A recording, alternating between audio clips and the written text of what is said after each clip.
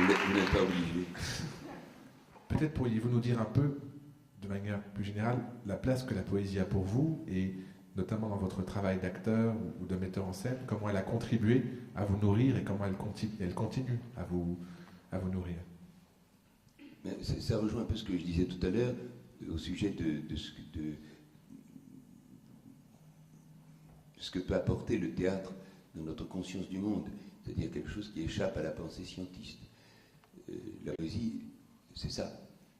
La poésie fait parole de ce qui, avant elle, n'était pas et qui, par elle, le devient.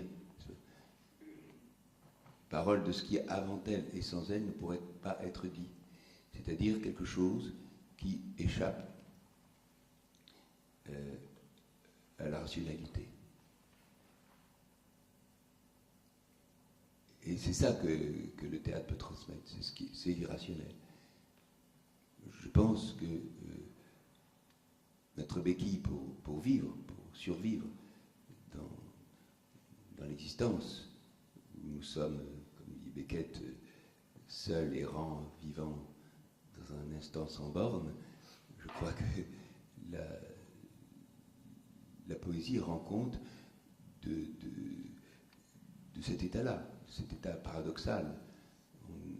La béquille, pour nous, c'est la raison.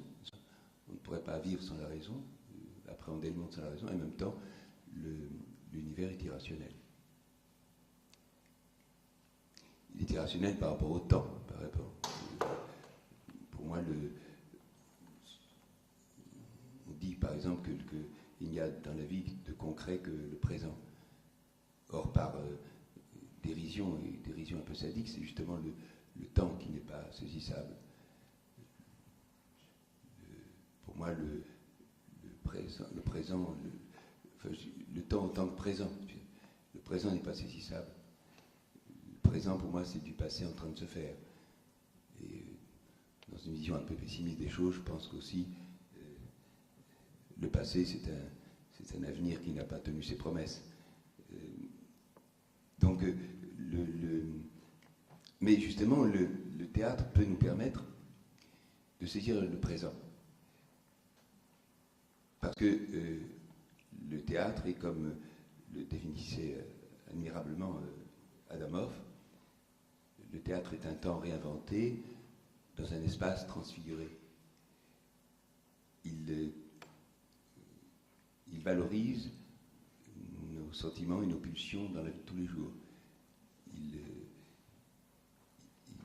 Il nous aide à, même quand le théâtre devient désespéré, désespérant, il donne à notre conscience désespérée, à notre désespoir personnel, un moyen de le surmonter. Mais par rapport au choix, par exemple, d'être acteur, de faire de la mise en scène, est-ce que vous pouvez nous parler un petit peu de cette entrée en matière? Je crois que faire du théâtre, c'est exploiter l'instinct ludique qui existe chez chacun de nous. Bien sûr, c'est peut-être un lieu commun de dire ça, mais enfin, peut-être les hommes ont ça en commun avec les animaux, c'est que pour apprendre à vivre, ils ont besoin de jouer. C'est fascinant d'ailleurs de voir chez les animaux comment ça se passe, quand ils sont jeunes, bien sûr, les chiens, les chats, quand ils imaginent un ennemi imaginaire, une proie qui suppose des dangers, ils imaginent tout un processus comme ça d'instant de vie. L'ennemi est là, il faut faire attention, puis voilà, hop, il y a toujours l'instant où c'est lui et moi, puis il se jette sur la balle qui représente la proie. Les animaux donc apprennent à vivre en jouant, et comme les hommes, vraiment comme les hommes, ils ont ça en commun.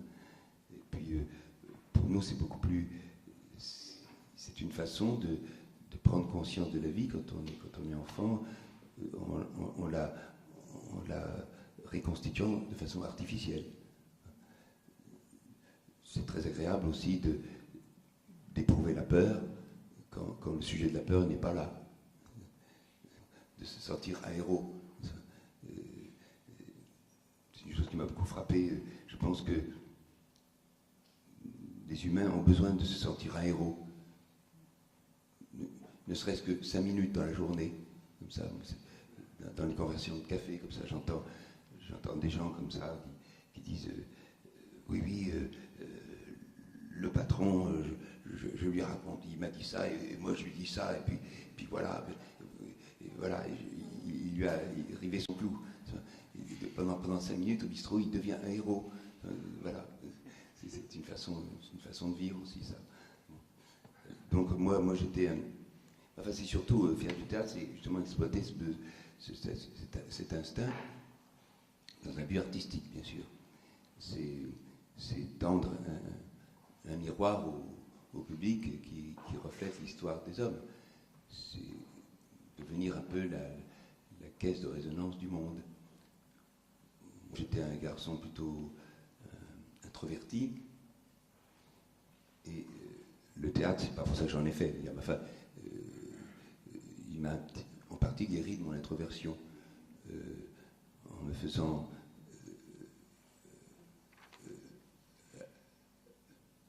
admettre un monde environnant qui me faisait peur, en l'intériorisant, en même temps que j'extériorisais un monde intérieur qui, comme chez la plupart des adolescents, pesait un peu trop fortement sur mon cœur, sur ma poitrine. Enfin, encore une fois, ça c'est pas, on ne fait pas du théâtre pour faire de la thérapie remboursée par la sécurité sociale, mais c'est tendre au public un miroir un miroir au monde qui reflète le monde, qui reflète, comme je disais, l'aventure des hommes, grâce à l'expérience du langage, donc de la poésie. Je dirais même par l'expérience sans cesse renouvelée du langage.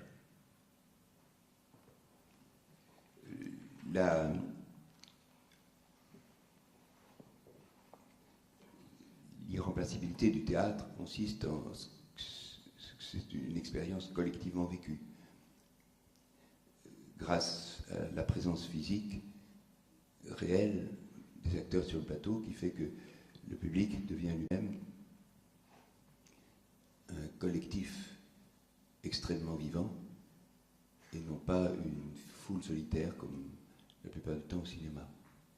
Quelles sont les rencontres dans votre vie d'acteur, au début de votre vie d'acteur, qui vous ont marqué et comment?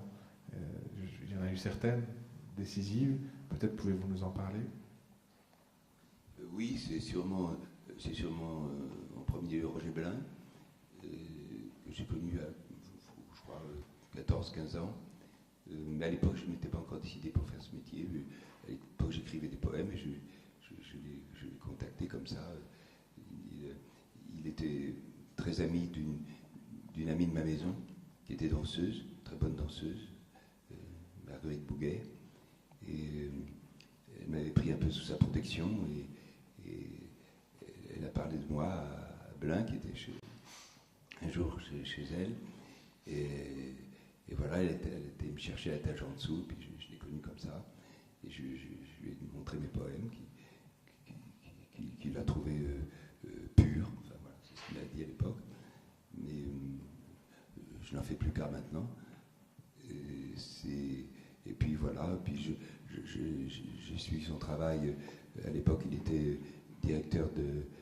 co-directeur avec Christine Singos de la Gaie Montparnasse. Et il avait monté la sonate des spectres de Strindberg. Et j'ai vu ça une fois, on était 10 dans la salle. Ils l'ont joué 100 fois, je crois, devant 10 personnes. Mais c'était extraordinaire. C'est là que je me suis rendu compte que le théâtre, celui de Strindberg, mis en scène par Belin, pouvait faire se rencontrer le monde visible et le monde invisible, c'est-à-dire de rendre compte ce que j'évoquais tout à l'heure, quelque chose qui n'est pas réductible à la rationalité. Et ça, grâce, encore une fois, à la présence physique réelle des acteurs sur le plateau, et qui rend vivant la poésie, qui lui donne, qui agit par vibration. voilà, c'était, si vous voulez, le déclic pour moi. Vous avez ensuite, notamment avec Tête d'Or, été au cœur du théâtre public, à l'Odéon, et vous avez fait un choix par la suite qui a été celui de ne plus être dans ce système de cette manière-là. Et vous avez essentiellement travaillé par la suite dans des théâtres privés, dans un théâtre de création de textes contemporains, notamment de textes anglo-saxons. Et vous avez porté ainsi, disons, un choix. Est-ce qu'on pouvait nous parler un petit peu de ces deux moments et des raisons de ce choix? À l'époque, vous évoquez la schizophrénie entre théâtre privé et public n'existait pas. On ne se posait pas la question. C'est venu beaucoup plus tard, justement avec le développement du théâtre public. À ce moment-là, il y avait très peu de théâtre public. Quand j'ai débuté, oui c'est ça, j'avais 17 ans, en 1953, avec Jean-Marie Séraud, une pièce d'Adamov. J'ai connu le théâtre était irrigué par deux courants.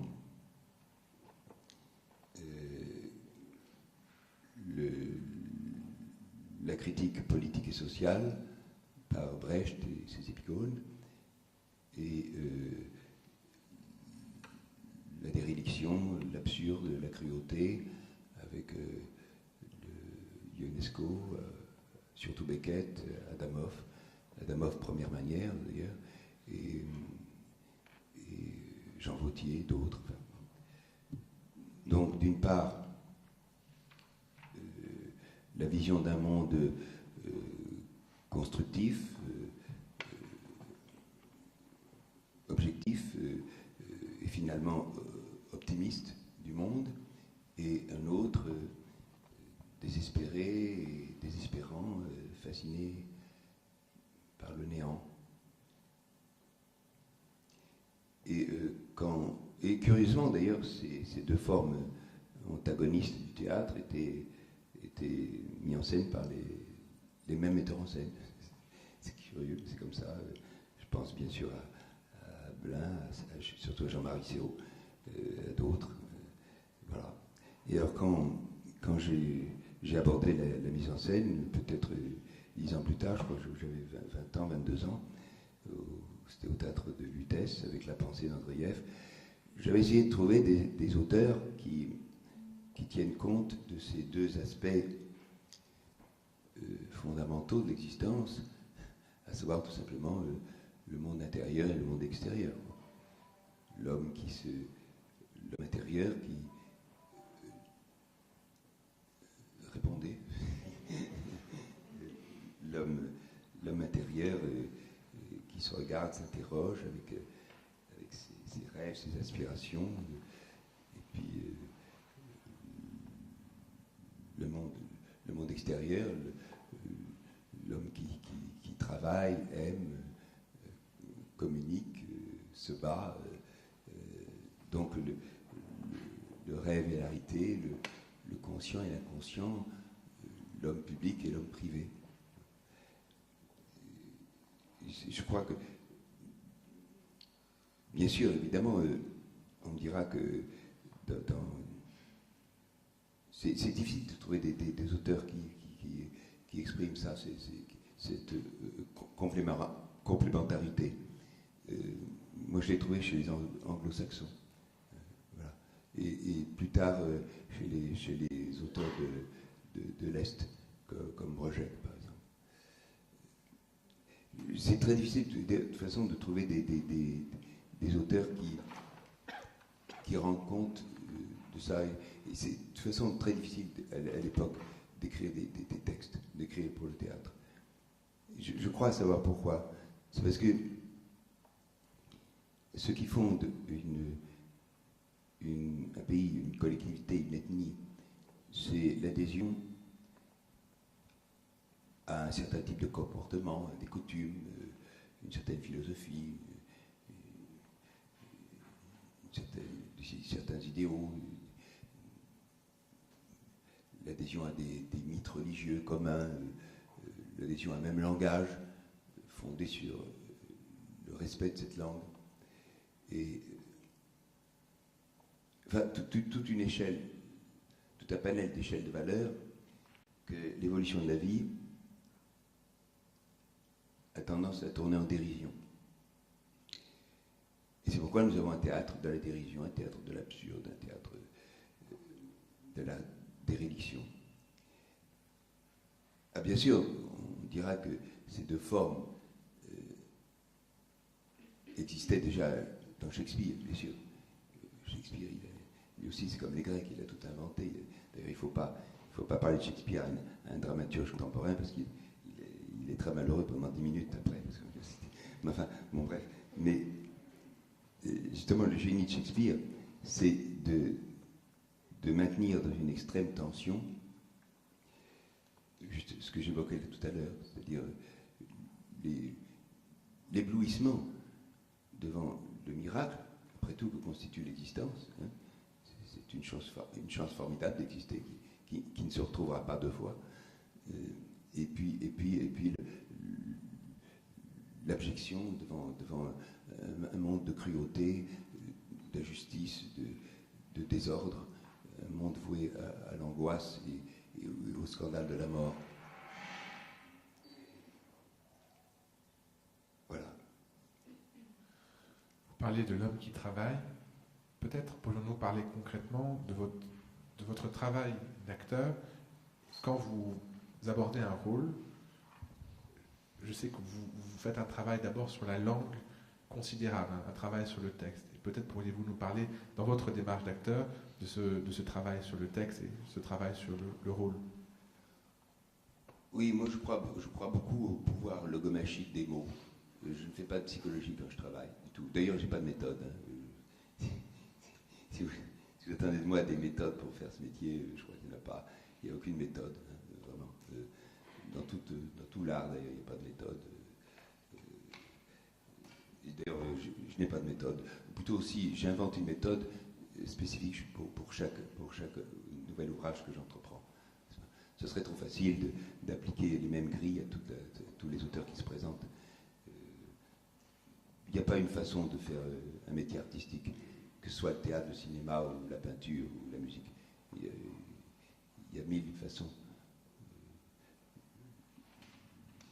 L'exemple le plus signifiant, celui que je connais, c'est quand même le cinéma. Le cinéma, quand j'ai tourné un film avec Buñuel, il me disait, au bout de 3 semaines de tournage, il me prend par le bras, il me dit, avec son accent merveilleux, vous savez, il paraît que vous êtes très bien dans le film. Alors je dis, oui, je suis ravi, mais pourquoi il paraît? Et il me dit, c'est parce que c'est la monteuse qui me l'a dit. En fait, il ne regardait pas les rushs. Et il avait une façon de tourner en plan séquence qui rendait le montage inutile. Il n'y avait qu'à couper les claquettes, les claps. Enfin. Et bon, en même temps, quelques temps après, j'ai assisté à un film sur Orson Welles, qui n'est pas n'importe qui non plus, et qui disait, lui-même d'ailleurs dans le film, c'est un court-métrage qui était consacré, je ne sais pas ce qui est devenu d'ailleurs, ce court-métrage. Et il disait oui, n'importe qui peut faire du cinéma, n'importe qui peut prendre une caméra et dire moteur, mais c'est au montage qu'on voit le metteur en scène. Alors donc il n'y a pas de méthode pour faire du cinéma. Oui, comment, je ne sais pas. Vous savez, depuis que en général, je mets en scène et je ne me pose pas de questions d'acteur. Je m'occupe uniquement des autres. Et si je me suis bien occupé des autres, il reste une case vide qui devient une espèce de miroir qui reflète ce que je devrais être. J'apprends mon texte par cœur, c'est tout. Oui, ça peut aider pour jouer un personnage. Et comment vous vous occupez des autres alors, quand vous mettez en scène? Ça dépend de qui est l'acteur. Prenons Claude Aufort dans l'habilleur, par exemple. Comment vous avez travaillé avec lui? C'est un mauvais exemple parce que ça ne s'est pas très bien passé. On peut en parler quand même, ou un autre si vous voulez. Non, parce que j'aime pas. Non, c'était un acteur que j'aime beaucoup, c'est un grand ami depuis 20 ans, mais là, ça s'est pas bien passé pour des raisons comme ça. Peut-être il avait trop peur du rôle, je sais pas. Enfin, il a été très bien quand même. Mais c'était très éprouvant pour moi. Mais non, je sais pas. Non, Prenez un exemple de votre choix. Non, chaque acteur demande un traitement particulier. Non, moi, ce que j'essaie de faire, j'essaie de mettre le cap sur un certain objectif par rapport à la pièce, globalement. Et cet objectif suppose que chaque personnage tienne un rôle. Je fais en sorte de donner des béquilles, des moyens à chaque acteur de tenir son rôle. Je demande beaucoup. Je crois qu'il faut demander, parce que si on demande, on obtient. Et quelquefois, même si on est à côté de la plaque, ça oblige quelquefois l'acteur à trouver sa propre vérité, qu'il n'aurait pas trouvé sans ça.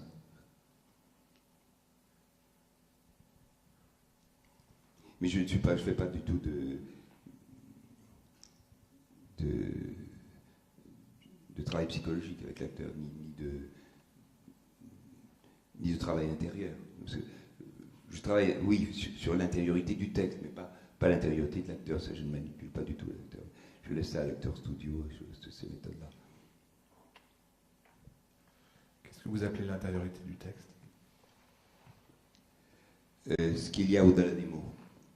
C'est-à-dire, ce qui m'intéresse, moi, dans la mise en scène et dans l'interaction avec l'acteur, c'est de savoir ce qui s'est passé de mystérieux entre l'inspiration ô combien mystérieuse, justement, de l'auteur et sa mise en mots.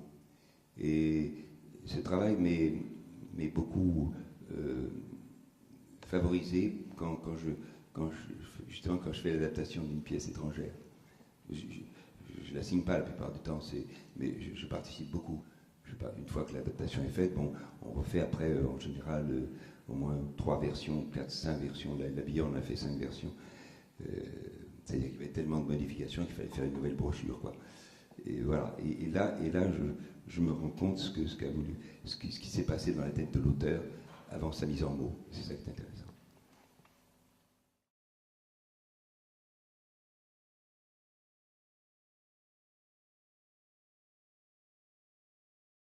Je pense que tout poète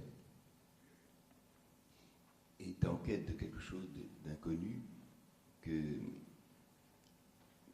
échappe à l'intelligibilité immédiate. Je crois que le principe d'incertitude est flagrant pour la poésie. Le poète se sert des mots, pas comme le prosateur, c'est-à-dire que pour le prosateur, le mot c'est le signe d'une pensée. Et je crois que pour le poète, les mots sont des choses. René Char disait les poètes savent trouver les mots qui savent de nous ce que nous ignorons d'eux. Et c'est ça que je cherche aussi au théâtre, cette espèce de lucidité que nous donne la métaphore. Cette fameuse lucidité dont Char justement dit que c'est la blessure la plus rapprochée du soleil. Donc, mais quand même si les poètes ont essayé de faire de la poésie un instrument de révolution sociale, je pense que l'univers du poète est profondément solitaire. J'ai une vision du poète comme ça, qui ressemble à un tableau de Gaspard Friedrich, où on voit un homme face aux éléments comme ça, devant la mer ou au sommet d'une montagne, face au néant, au gouffre, où il fait l'expérience des contraires. Enfin, je crois que même, les surréalistes ont essayé de faire quelque chose de collectif avec la politique. Rimbaud lui-même, d'ailleurs, a essayé de faire un instrument de révolution sociale. Mais je crois comme que l'univers du poète est profondément solitaire. Et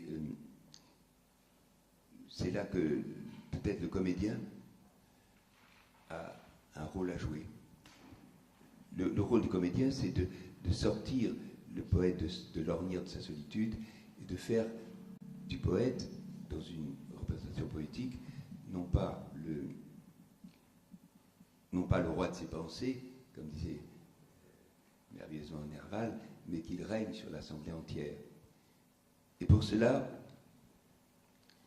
le comédien doit définir une fois pour toutes les différents, une fois pour toutes et pour lui, les différents sens cachés du poème, mais sans les imposer au public. Il faut surtout que le comédien, évidemment c'est un peu réducteur par rapport au marché du travail, ce que je veux dire, mais il n'accepte de dire que des textes qui ont provoqué quelque chose d'important chez lui, hein, un espace privilégié chez lui. Et à partir de là, ne va passer que le plaisir, l'envie, le besoin de faire partager cet émerveillement qu'il a lui-même ressenti. Et pour cela, il faut que... Alors ça, évidemment, un non-comédien pourrait très bien dire, voilà, comme c'est beau ce que je vais vous dire, mais ça ne marche pas. Ça ne marche pas. D'ailleurs, les poètes eux-mêmes, quand ils disent leurs propres poèmes, c'est très souvent ridicule. On a un document sonore très émouvant d'Apollinaire qui récite le pont Mirabeau. C'est très émouvant à entendre parce que c'est plein de gratouillis, c'est une voix très loin qui chante comme ça. Bon, ça c'était Aragon, enfin moi, à mon sens, quand il disait ce poème, c'était vraiment ridicule. C'était de l'Odéon 1880. Et il faut donc que le passage de l'émerveillement peut se faire par un certain métier où les mots deviennent un paysage avec ses couleurs, son rythme, donc ses silences, un paysage de mots où le spectateur, l'auditeur plutôt, pourra se promener en toute liberté, choisissant lui-même ses chemins, quitte à s'y perdre d'ailleurs. Voilà.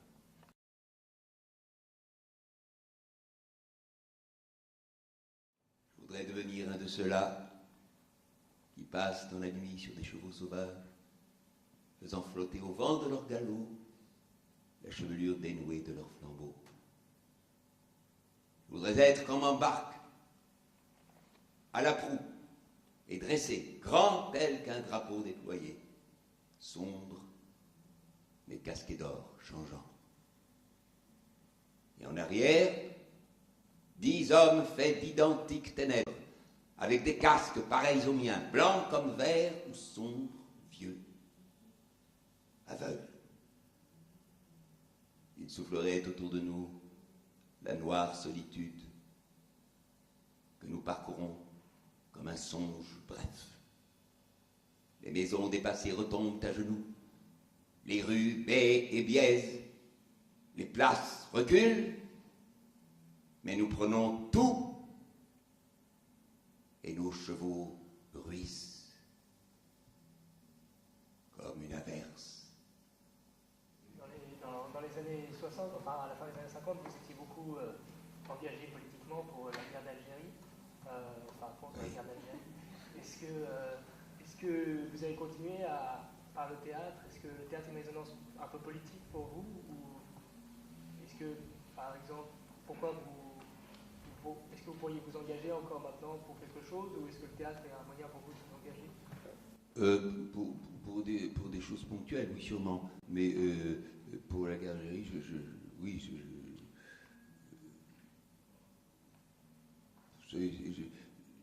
j'ai connu Kateb Yassine par Jean-Marie Siraud, dont j'étais très souvent l'assistant. Et je me souviens, j'avais rendez-vous avec lui un matin chez lui. Bon, on devait aller faire je ne sais pas quoi d'ailleurs. Et rue Rémy du Moncel, du côté d'Alésia. Et il venait de se lever, il avait pris sa douche, il n'avait pas dormi de la nuit parce qu'il avait lu dans la nuit Le cadavre encerclé de Kateb Yassine, qui avait été publié dans la revue Esprit. Alors, il m'a dit non, on ne va pas faire ce qu'on devait faire, je vais aller à Esprit pour avoir son adresse. Évidemment, on ne lui a pas donné parce que dans l'édition, on ne donne jamais l'adresse. Et surtout celle de Kateb à ce moment-là, parce que c'était déjà chaud quand même. Et voilà, donc j'ai connu Kateb comme ça. On a lu la pièce, la première fois que la pièce a été lue, c'était à la fête des étudiants algériens qui se sont sabordés d'ailleurs ce jour-là parce que ça n'allait pas très bien pour eux et ils préféraient mourir en beauté. Alors après ils ont été interdits carrément. Après cette manifestation-là, après cette lecture du cadavre encerclé, il y avait Serrault, Chantal Darget, Moretti et puis moi, je crois. Voilà. Je lisais Lagdar à ce moment-là. Et je suis devenu très habillé avec Kateb, et pas seulement avec lui, avec tout un groupe d'Algériens qui luttaient pour leur indépendance. Enfin, c'était... Je crois que malheureusement les jeux étaient faits, mais je crois que la plupart des Algériens, surtout les messalistes, n'avaient pas fait vraiment la rupture avec la France. Ils pensaient disaient qu'ils n'envisageaient rien sans la France. Le combat était très difficile à mener pour ça, parce que c'était pas populaire en France. C'était quand même un département français. Malgré toute l'injustice et les discriminations qui y régnaient, c'était induit comme ça dans le patrimoine français. Et le Parti communiste a été très très en retrait dans ce combat, parce qu'il n'était pas... Il savait que c'était un combat qui n'aurait pas de résonance dans l'opinion. Ils l'ont fait un petit peu du bout des lèvres. Bon, mais enfin, pourquoi j'ai signé le manifeste 121 ? Parce que justement, à l'époque, il ne se faisait pas grand-chose. D'ailleurs, des amis communistes me l'ont beaucoup reproché. Je ne sais pas pourquoi, d'ailleurs. Mais parce qu'il ne se faisait rien à l'époque. Ça faisait 6 mois qu'on s'enlisait dans du rien, du vide, quoi. Il y avait des morts qui tombaient de tous les côtés. Et moi, je ne suis pas tellement du genre... je ne fais pas tellement partie de la race des signeurs. Mauvais jeu de mots. Enfin... mais ce manifeste avait la vertu d'être illégal. Et donc, en tant qu'illégal, il pouvait faire bouger un peu les choses. Et il l'a fait d'une certaine façon. Mais enfin, pour m'engager maintenant, non, je crois qu'il ne faut pas profiter non plus. Je suis revenu de la suivre, honnêtement. Chez mon autocritique, je crois qu'il ne faut pas profiter d'un certain prestige qu'on peut avoir en tant qu'homme public, éventuellement acteur, pour dire voilà, c'est comme ça qu'il faut penser. Je ne crois pas. Je ne crois plus. Je crois qu'il faut être responsable sur des choses ponctuelles, sûrement, mais profiter de l'impact qu'on a sur les gens pour imposer sa façon politique de voir, je crois qu'il ne faut pas le faire.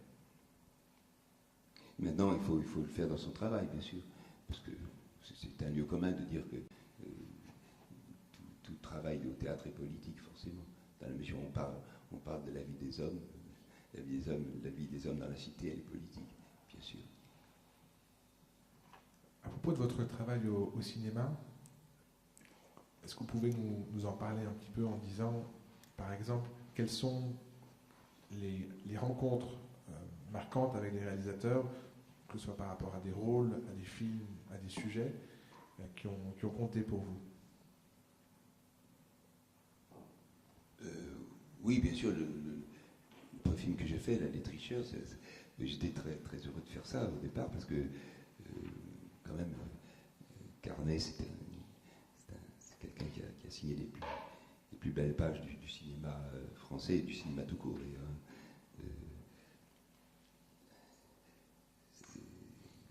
du paradis, pour moi, c'est un des plus beaux films de l'histoire du cinéma, parmi les 2, 3 plus grands films. Et voilà, j'étais donc très content de travailler avec lui et très, très fier aussi. Je dois dire que, dans un premier temps, ça n'a pas été tellement passionnant, parce que je trouvais que c'était un film sur les jeunes fait par des vieux. Mais je m'étais trompé. Je m'étais trompé parce qu'il y avait quand même quelque chose de prémonitoire. C'était juste avant l'histoire des yéyés, c'était avant l'époque où il s'est constitué. C'est intéressant sur le plan d'évolution sociale. Il s'est constitué une classe de jeunes, indépendamment d'ailleurs des classes sociales. Il y avait une classe de jeunes qui se revendiquaient en tant que jeunes, même qu'ils soient riches ou pauvres, tout rang social mêlé. Et c'est venu juste après, c'était très prémonitoire. Oui. Et, bon, mais enfin, c'est pas un très grand film non plus, quand même. Et oui, par la suite, j'ai connu les derniers feux du cinéma dit de qualité, qui était tellement vilipendé par la nouvelle vague. À juste titre, ça se comprend très bien, parce que justement, c'était.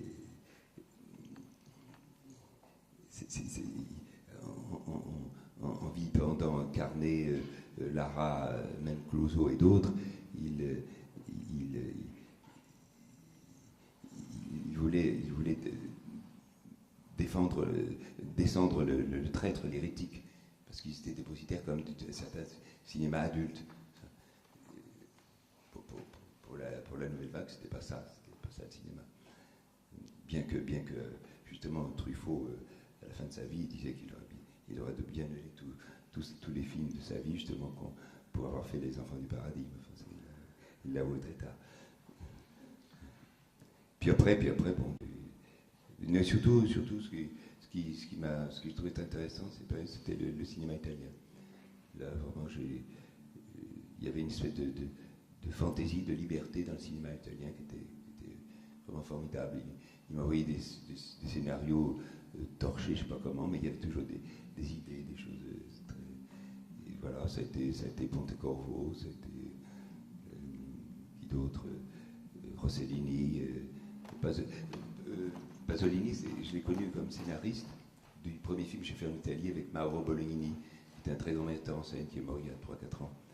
Et il était scénariste du film qu'on faisait, qui s'appelait, en italien, ça s'appelait La Notte Brava. C'est sorti sous le titre des garçons. C'était un très bon film en italien, un film médiocre en français, parce qu'il est passé doublé, parce qu'il y avait les 2 acteurs français, les 2 protagonistes, Brialy et moi, on était français, alors ils ont sorti une version française qui était pas très bonne du tout. Et c'est là que j'ai connu Pasolini, qui était donc le scénariste du film.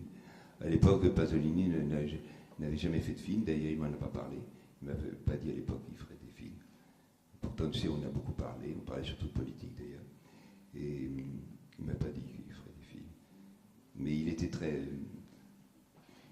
anxieux de la façon dont on faisait son film. Enfin, parce il nous emmenait, Brialy et moi, voir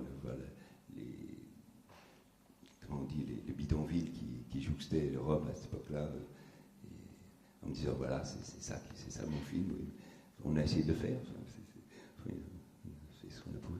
Mais voilà, je l'ai retrouvé 10 ans après. Il avait fait Hackathon, son premier film, et puis il était devenu une gloire du cinéma.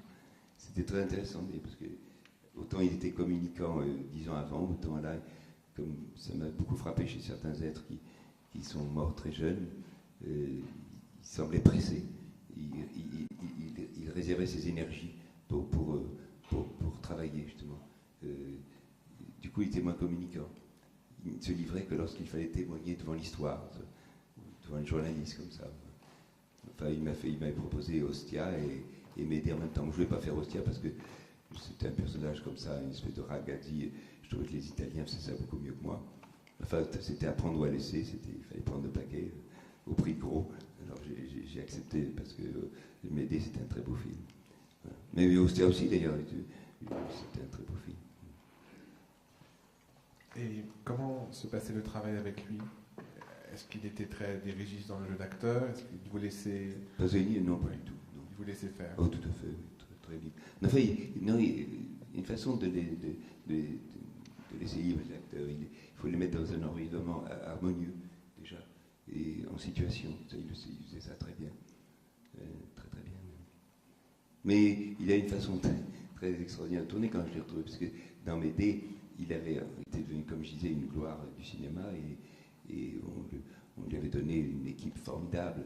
Je me souviens que Verneuil disait, dans ses polémiques avec la Nouvelle Vague, il disait il n'y a qu'une seule place où mettre la caméra pour tourner un plan. Bon, encore des idées reçues. Et effectivement, il avait une équipe, Pasolini à l'époque, qui savait où il fallait mettre la caméra, de façon classique, conventionnelle, attendue. Et je me souviens toujours, un jour, on tournait sur la lagune en dessous de Venise. Il y avait un très beau plan, c'était une arrivée des Grecs, et encore, sur une espèce de radeau en rondin de bois, comme ça. C'était très beau à voir. Et je m'étais mis un peu la caméra était là-bas, et je m'étais mis sur les côtés, comme ça, avec des gens qui regardaient comme moi. Et tout d'un coup, je me sens bousculé, et c'était Pasolini lui-même, avec sa caméra au point, qui tournait la scène, qui était censée être prise par la caméra. On peut dire qu'il parasitait son propre film. C'est très curieux. Tourner comme ça. Et dans le cas de Buñuel, il y avait une autre forme de précision, j'imagine, dans la direction d'acteur. Oui, très très, oui. C'est-à-dire que Buñuel lui aussi ne travaillait pas du tout sur la psychologie du tout des personnages. Il voulait pas. Le comédien pour lui c'est une couleur. C'est un son, une couleur qu'il met sur sa palette. Mais là aussi, il le mettait très, très bien en situation. Tout à fait. Mais il m'a fait remarquer comme ça des choses techniques, certains tics, une façon de cligner de l'œil qui n'était pas bonne. Lui, il le remarquait tout de suite. Il avait un œil extraordinaire. Il dirigeait par correction plutôt que par indication. Mais il ne fallait pas lui parler moi, je l'avais compris d'instinct comme ça, qu'il ne fallait pas lui parler des ressorts poétiques ou du film, des résonances. Il ne fallait pas. Une fois, il m'a dit, vous connaissez ça, je ne dirais pas qui c'était d'ailleurs. Et c'était, il m'a dit, vous connaissez cet acteur? Je dis oui. Il m'a dit une chose horrible. C'était très savoureux avec son accent. Il m'a dit, j'ai enfin compris la psychologie de mon personnage. Quelle horreur, il n'y a pas de psychologie. Par rapport à l'enseignement théâtral, entre guillemets, que vous avez eu, et à nous qui sommes dans une école, dans une institution, Oui. Quel est votre point de vue sur l'enseignement théâtral aujourd'hui? Oui, là, je ne suis pas du tout l'homme pour vous répondre, hein, parce que d'abord, je n'ai pas suivi de cours. Je ne dis pas que c'est un exemple à suivre, hein, mais c'est trouvé comme ça. Je débutais au Babylone, comme c'était juste l'année d'après la création de Godot. J'avais connu Adamov et je servais un peu de régisseur. Pas bon régisseur du tout, mais bénévole, ce qui était très important pour les finances du Babylone à l'époque. Alors voilà, puis Adamov m'a dit j'ai un rôle pour vous dans ma pièce. Il n'était pas fini d'écrire, mais il m'a alléché en me disant c'est le seul personnage sympathique de la pièce. Il avait 10 répliques, ce qui prouve, ce qui montre la noirceur du théâtre d'Adamov à ce moment-là. Mais j'ai eu de la chance parce que peu de temps après, je faisais la régie, et puis je jouais mon petit rôle sympathique. Et puis après, il y a Roger Pilotin qui faisait de la radio, qui qu'il y a eu un problème avec sa radio, justement parce qu'il était metteur en ondes. Il a fallu, lui, il avait un rôle assez important déjà. Je l'ai remplacé au pied levé, j'avais une très bonne mémoire. Et du jour au lendemain, puis après, Garel est tombé malade aussi, enfin, plutôt psychiquement d'ailleurs. Et je l'ai remplacé pour la fin de la pièce. Donc, pour ma première pièce, j'ai joué un petit rôle, un rôle important, et puis le rôle principal. Bon, mais après donc j'ai eu un petit peu la cote d'amour, comme ça, dans le milieu, et on m'a donné des rôles assez importants à jouer. Effectivement, là j'ai eu du mal, parce qu'il me manquait un bagage technique, et j'ai dû mettre les bouchées doubles pour assumer ça. Enfin, voilà. Bon, pour les cours, je sais pas, vous savez, moi je suis pas du tout, je suis pas du tout pédagogue. Dans la pédagogie, l'ennuyeux, c'est que ce que j'ai constaté, c'est que où on tombe sur des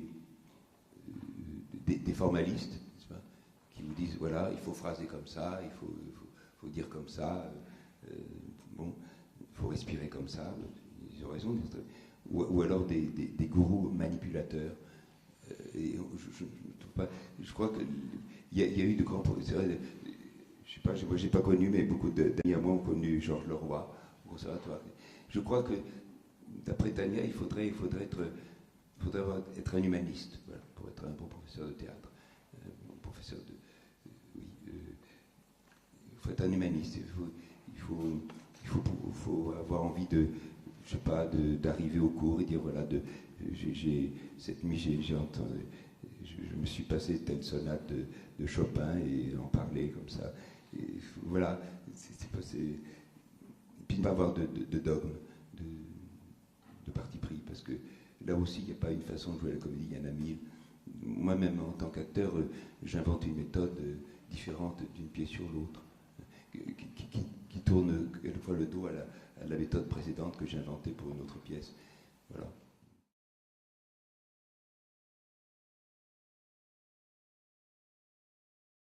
Je crois que je vous disais que ce qui m'a toujours fasciné, moi, dans l'expérience théâtrale, c'est que justement c'est une expérience collectivement vécue, qui fait que, je ne sais pas si je l'ai dit tout à l'heure, mais enfin, qui fait que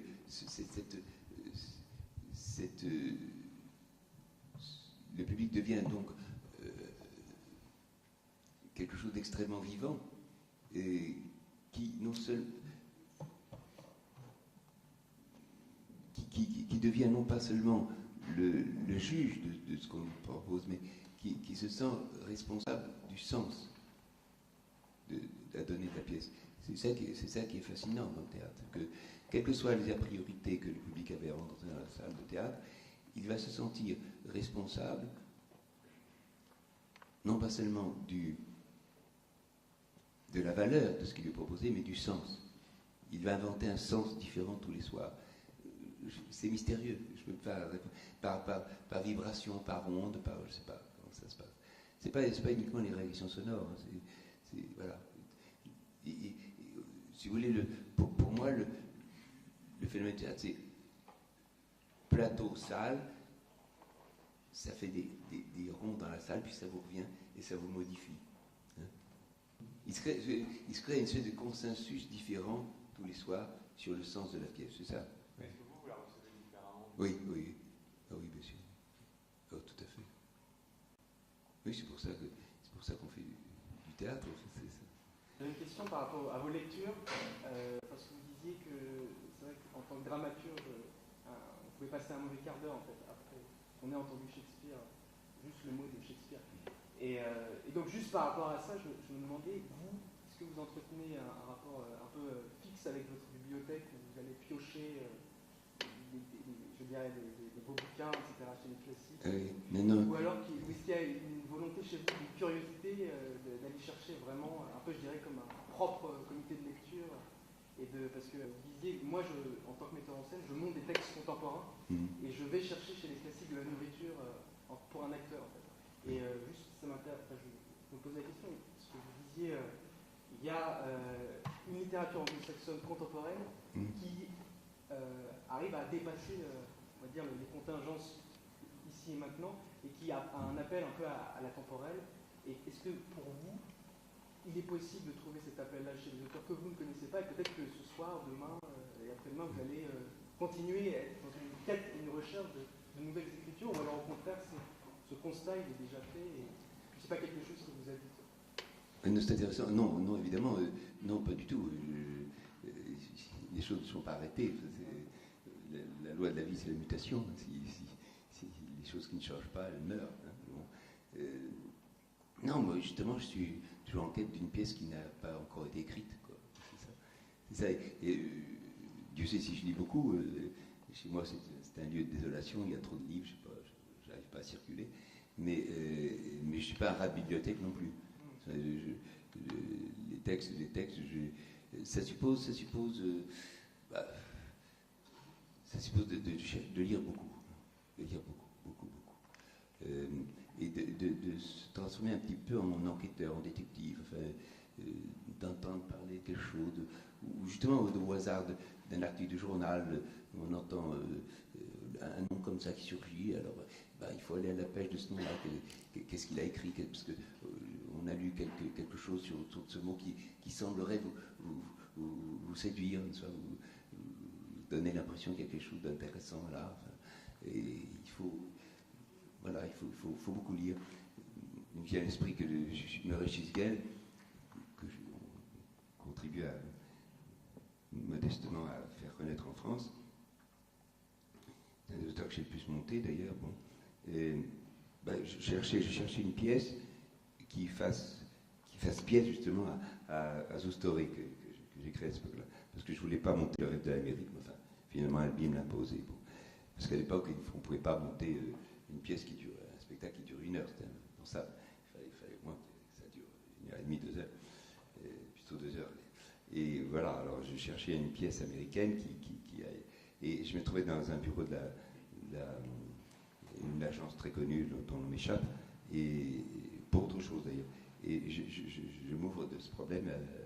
Et puis il y avait quelqu'un dans le bureau que la dame avait reçu, je sais pas, et qui m'a dit, vous savez, vous devriez lire tel auteur. Il m'a donné le nom de Chisca par rapport à une pièce qui venait de se créer 2 mois. Il se trouvait qu'un ami à moi allait en Amérique le surlendemain. Je lui ai dit, essayez de trouver ce texte-là. C'est comme ça que j'ai découvert Chisca. Et ce type-là, j'ai jamais revu de ma vie. C'est curieux.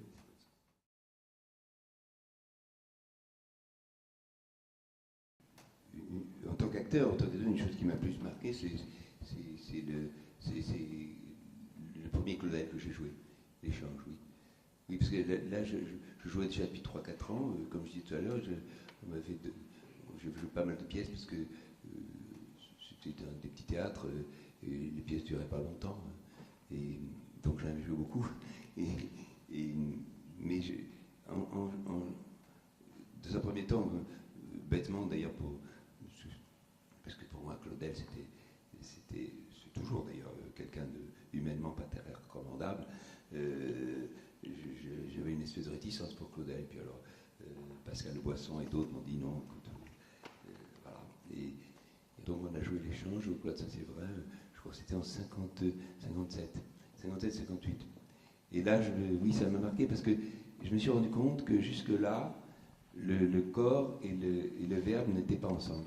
Et là avec ce rôle de Louis Laine, peut-être parce qu'il était très physique, je ne sais pas, là j'ai l'impression que pour la première fois, cette espèce de schizophrénie entre la parole et le corps était détruite et était guérie, si je puis dire. Oui. C'était une expérience importante. Puis la création de Tête d'Or aussi, oui, bien sûr, c'était très important. Et puis Henri IV de Pirandello. Donc Claudel, c'est le souffle qui vous prend? C'est le lyrisme. Le lyrisme. Et un lyrisme qui est assez voisin d'ailleurs de celui de Jean-Pierre Siméon, enfin, une espèce de mots tous les jours qui prend une saveur, une densité, un poids poétique extraordinaire. Oui. Je sais pas, je pense à quand Marthe dit ou non, c'est Thomas Nageoire qui dit car quand on a mangé, quand on n'a plus faim, il ne fait plus bon de manger. C'est tellement merveilleux, c'est un langage paysan presque. Et Siméon, quand il fait dire aux marchands pour reposer mon monde, je j'ai arrêté mon bateau pour reposer mon... Voilà, c'est quand l'expression poétique populaire est transcendée comme ça. J'aime beaucoup. Alors, peut-être une dernière question.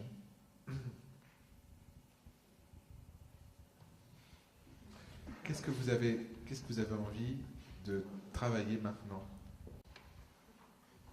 Je vous ai dit, j'ai toujours envie d'une pièce qui n'est pas encore écrite, donc je sais pas. J'aime être surpris par quelque chose qui vient d'ailleurs, quoi. La pièce à venir. Blanchot parlait du livre à venir, ou c'est la pièce à venir? C'est la pièce à venir. La pièce à venir. Oui, qui n'a pas encore été écrite. Voilà. N'a pas été. Oui. C'est ça. Bah oui, c'est un besoin d'étonnement, quoi. Pour répondre à... C'était pas une mauvaise question, vous m'avez posé. Si je continue, je crois que je vais continuer à faire ce métier si je continue à être étonné. Hein. Voilà. S'il n'y a pas une certaine envie, un certain étonnement, oui, je crois que c'est ça. À ce moment-là, quand j'aurai plus d'étonnement, je m'en irai. Du moins, je cesserai de faire ce métier.